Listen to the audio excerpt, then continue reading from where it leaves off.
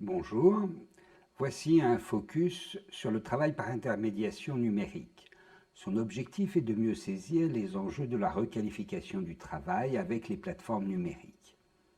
Après avoir situé le débat, nous verrons en quoi les plateformes numériques cherchent à éviter le travail salarié. Puis, nous verrons qu'avec le contentieux qui se développe et en dépit de recherche de solutions, l'insécurité juridique est persistante. Avec les plateformes est apparu le travail par intermédiation. Il se fait hors salariat et sans les protections qui y sont associées. Les plateformes s'exposent au risque de voir leurs travailleurs se voir reconnaître un statut salarié. C'est ce qui découle de décisions de la Cour de cassation, l'une en 2018 pour un coursier Take It Easy, l'autre en 2020 pour un chauffeur Uber. Le débat est ouvert. Pour certains, l'ubérisation remet en cause le modèle salarial. Avec elle, est-ce le retour du louage d'ouvrage qui, au XIXe siècle, encadra le travail à la tâche? Pour d'autres, c'est une nouvelle conception du droit du travail partant non du salariat mais du travailleur et qui ne se présenterait plus comme la contrepartie d'une subordination. Dans un premier temps, nous allons voir en quoi ces pratiques parviennent à éviter le salarié, mais sans garantie. Caractérisons tout d'abord la relation du prestataire, par exemple le coursier ou le chauffeur, avec la plateforme.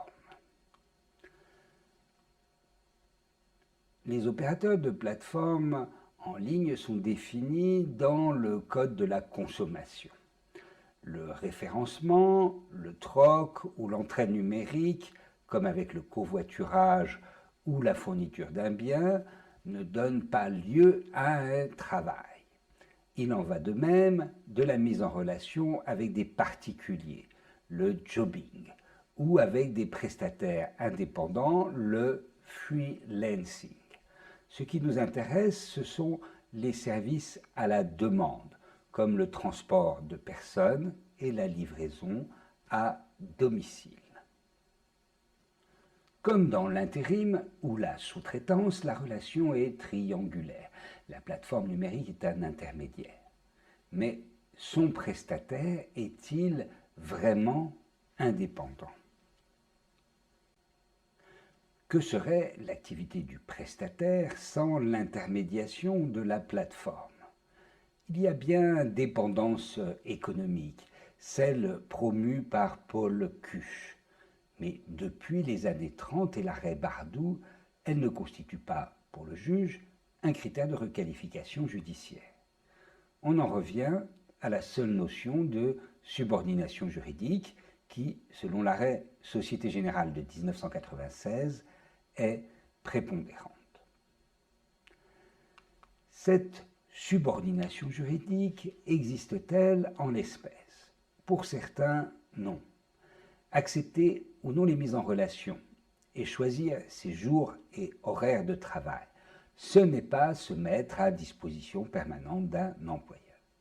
Choisir son parcours et son véhicule, ce n'est pas être soumis à des conditions d'exécution fixées unilatéralement.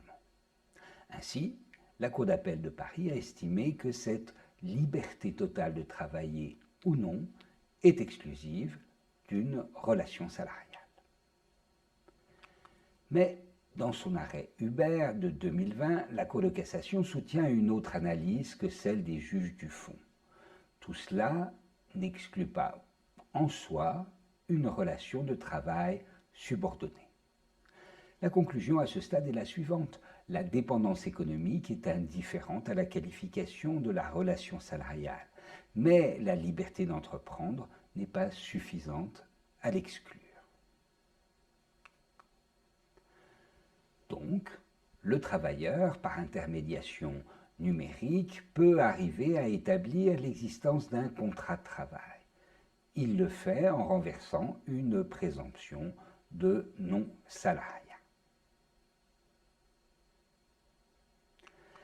Les plateformes, quant à elles, vont invoquer une présomption légale, celle du travailleur indépendant qui repose sur l'existence de conditions de travail définies exclusivement par lui ou par le contrat avec son donneur d'ordre, ou celle bénéficiant également aux micro-entrepreneurs. Mais ces présomptions sont simples et se renversent.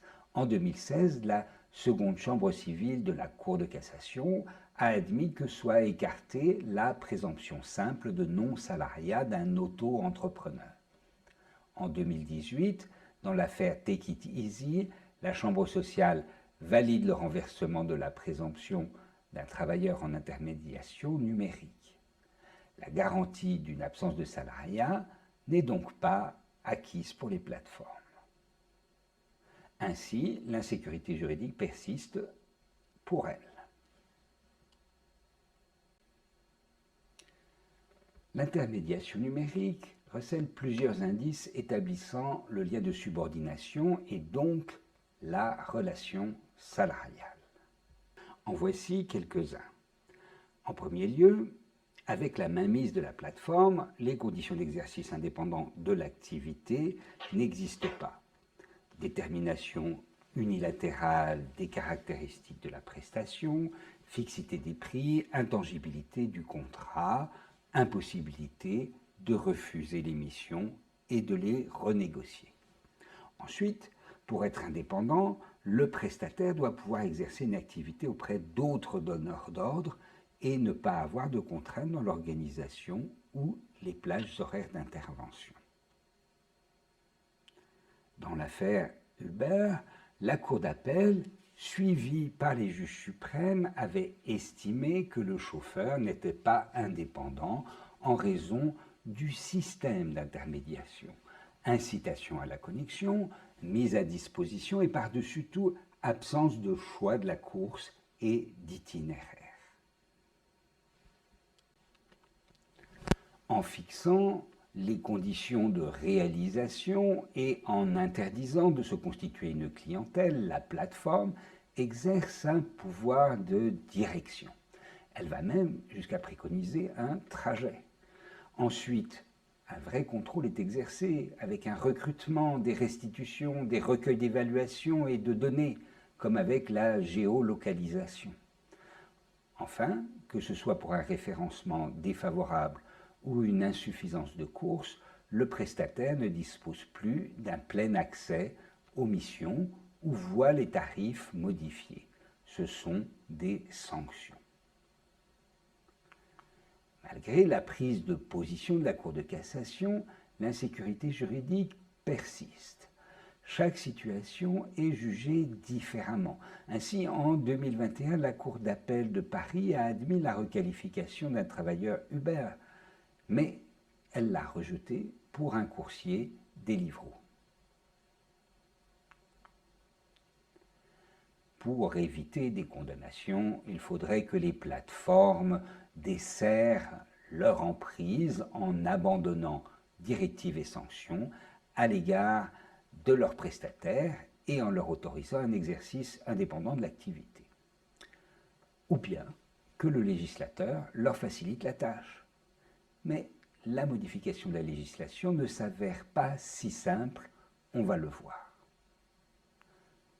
3 tentatives ont été récemment menées, mais aucune n'a atteint l'objectif d'affranchir les plateformes ou de leur éviter des contentieux.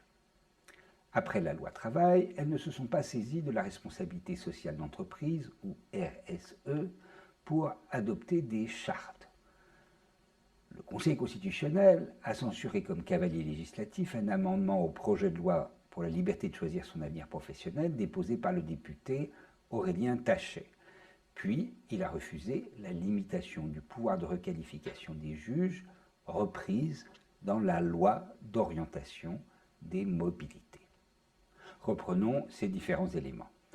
La loi travail, intervenue avant les arrêts Take It Easy et Uber, envisageait une responsabilité sociale des plateformes avec un statut social embryonnaire des prestataires. Couverture du risque d'accident du travail, formation professionnelle, droit syndical et mouvement de refus concerté. Les chartes ne se mirent pas en place. Avec l'aval du gouvernement, M. Taché a voulu les remettre en selle dans le but de sécuriser la relation entre les plateformes et les travailleurs qualifiés par lui d'indépendants. Mais ceci était vain.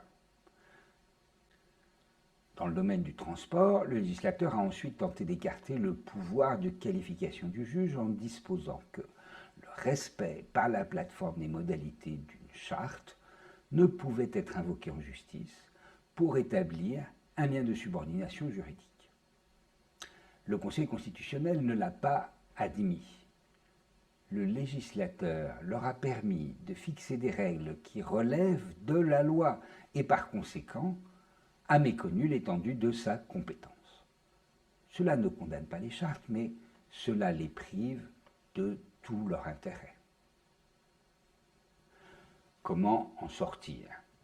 L'adoption d'un régime intermédiaire inspiré de l'étranger, comme celui du travailleur économiquement dépendant et préconisé par un rapport dès 2008, aurait les faveurs de la Cour suprême.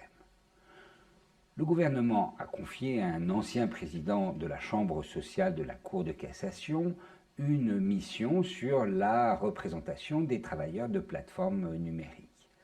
Celui-ci a préconisé la création de coopératives, comme il en existe à Dijon, pour des coursiers. Mais c'est surtout la négociation de normes qui a été retenue par ordonnance.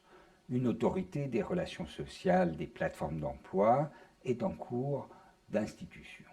Mais il n'y aura pas, à proprement parler, de convention collective. Enfin, on peut escompter une évolution européenne sur ce sujet transnational.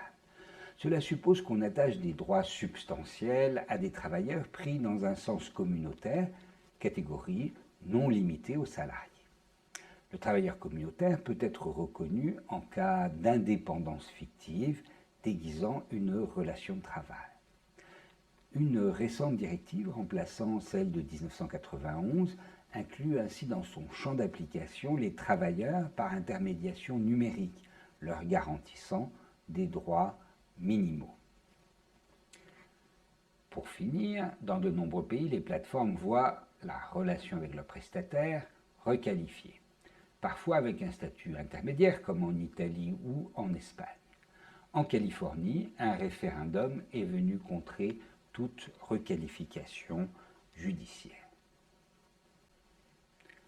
Au jour où vous consultez cette présentation, nous ne pouvons que vous inviter à surveiller ce qui se sera passé depuis pour les travailleurs par intermédiation numérique.